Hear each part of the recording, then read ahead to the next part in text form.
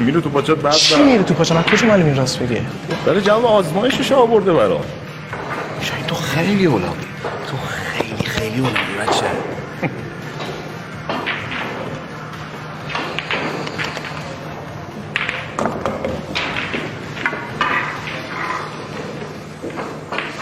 گوه خورده شکایت کنه.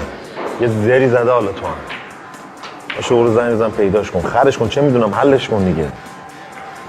اگه قبول نکرد چی؟ خدایش حق نخواست سرکیسم کنی چی؟ تریپ بچه پولداری برمیداری باید تابانش هم بدی. 100 بار بهت گفتم پسر، با یکی مثل خودت بپر. قمپوز اومدن این چیزا هم داره دیگه.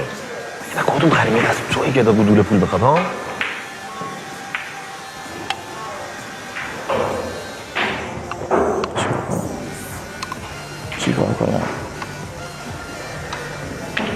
چیکار کنم؟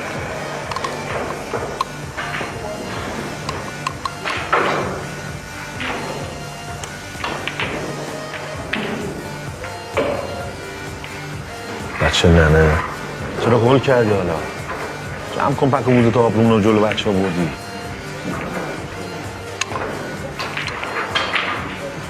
تو این شاین باید بترسونیش. بگی پای خودش هم گیره. اگه کسی بفهمه برای اونم بد میشه. بابا شهرستانی میترسه. چی میکنی میبری؟